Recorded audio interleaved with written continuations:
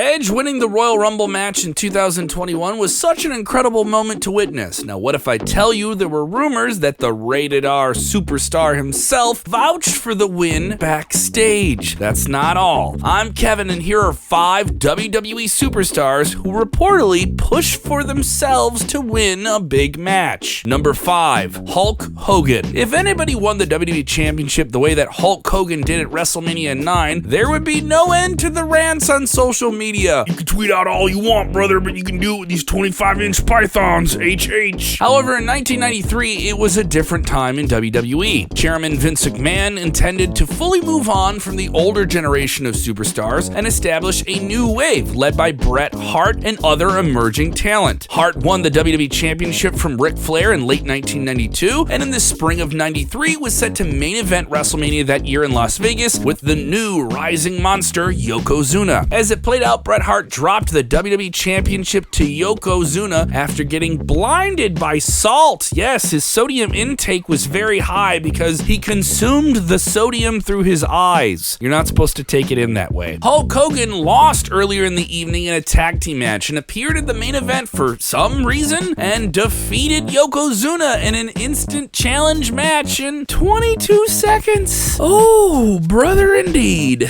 Jim Ross on his Grilling JR podcast revealed that Hulk Hogan returned to the WWE. It likely happened on the condition that he won the world title at WrestleMania 9. Hogan must pose. Come on, that was right before he did Thunder in Paradise. Thunder in Paradise, everybody. He can't go into Thunder in Paradise with his laser shooting boat and not have the WWE Championship. Bret Hart later revealed that Hulk Hogan went back to him and said that he owed him one, but apparently refused to face him in a passing the torch match at SummerSlam 1993. Number 4, Triple H. In 2017, Jinder Mahal faced the biggest push of his career and went from an enhancement level talent to a main event superstar in a matter of a few weeks. This led to a shocking upset where Mahal defeated Randy Orton to become the WWE Champion in Chicago. I was there, I lost my breath for about 5 minutes, and he held that title for nearly 6 months. While the decision was criticized by many, the company was planning its expansion into the Indian market and needed a superstar to represent that huge audience. WWE was set to return to India for a live event tour in December 2017 with Jinder Mahal as their champion and main event act. But again, plans change, brother. Mahal lost the title to AJ Styles in November, and his championship defense in India, which was supposed to be a big part of this live event tour, was changed to seeing him face Triple H. Surprisingly, in this match, in his home country, where Mahal's supposed to be the Maharaja, the game went over and defeated Mahal in front of his hometown crowd. Sorry. It was an oh welly in New Delhi. In an interview with NBC Sports, Triple H revealed that he actually felt Mahal should have taken the pin, as he technically was portraying a heel. Triple H added, "This is perhaps the only decision on this list that a lot of fans may not disagree with. If you do disagree with it, there's comments, man. Get down there, let us know what you think." Number 3, John Cena. If you've been following WWE since the 2010s, you must have heard about John Cena's golden shovel. Bum, ba-dum, ba, you're getting buried. Apparently that's what people hear. In fact, Roman Reigns himself mentioned it during a promo to highlight how Cena reportedly buries younger talent. And what can now be described as one of the most infamous WWE booking decisions of the last decade, John Cena and his team defeated The Nexus at SummerSlam 2010. But why was it so controversial? For one, The Nexus was only a few months old. They were the hottest act on WWE television at the time, and the angle felt fresh. A faction led by Wade Barrett and a bunch of very, very new superstars completely flipping WWE upside down. Being in the match that involves John Cena, Edge, Chris Jericho, and Bret Hart isn't bad at all. However, the consensus seemed to be that the Nexus should have defeated Team WWE. Had they done so, the momentum would have grown exponentially, and Wade Barrett would have had a legitimate chance of becoming a main eventer in WWE. This is in retrospect. Former Nexus member Justin Gabriel stated, "We all knew we should have changed it. Everything from that point went downhill." John Cena has denied being the one responsible for the decision, but it seems to be widely speculated that he played a critical role in deciding the match's finish. Number 2, Edge returned to WWE yet again in 2021 and immediately announced his entry into the men's Royal Rumble match. match. The last time he was seen was Backlash 2020 when he suffered a major injury in the greatest wrestling match ever against Randy Orton, which was one of the best matches of 2020. You can fight me in the comments if you want to. Around the build to WrestleMania 37, Big Papa Dave Meltzer of the Wrestling Observer newsletter was discussing the differences between Edge and Daniel Bryan, both of whom had creative control and influence over their presentation on television. He noted that Bryan used his creative control to put over superstars, while the WWE Hall of Famer Edge personally pushed for his Royal Rumble victory in a WrestleMania main event, according to Meltzer, in an attempt to portray a magical comeback story. After winning the Royal Rumble, Edge chose to face WWE Universal Champion Roman Reigns in the main event of Night 2 of WrestleMania 37, but eventually Daniel Bryan was added into the mix. Even if he did suggest the storyline of him going over at the Rumble, Edge did still help solidify Roman Reigns' head of the table victory at WrestleMania, as Edge was tabled on top of Daniel Bryan and they were both pinned at the same time. Number 1, Goldberg. When The Fiend Bray Wyatt faced WWE Hall of Famer Goldberg at Super Showdown in Saudi Arabia, many saw it as a stepping stone for Wyatt to the next level of stardom. The Fiend was a character that the company had invested a lot of resources in, from merchandise to big, elaborate production elements. The character was an instant hit with the WWE Universe, and it took Bray Wyatt only a couple of months to capture the WWE Universal Championship after his return at SummerSlam. For some reason, WWE decided to ignore all of this buildup and booked Goldberg to pin The Fiend with one spear, just one spear. Only a month before that, Wyatt was kicking out of 15 stomps to the head inside of Hell in a Cell. It makes no sense. Is it just the heat? Is it just the heat in Saudi Arabia that makes people make these decisions? I just don't know. Maybe it was the heat and he has that mask on and he's sweaty and he couldn't see, but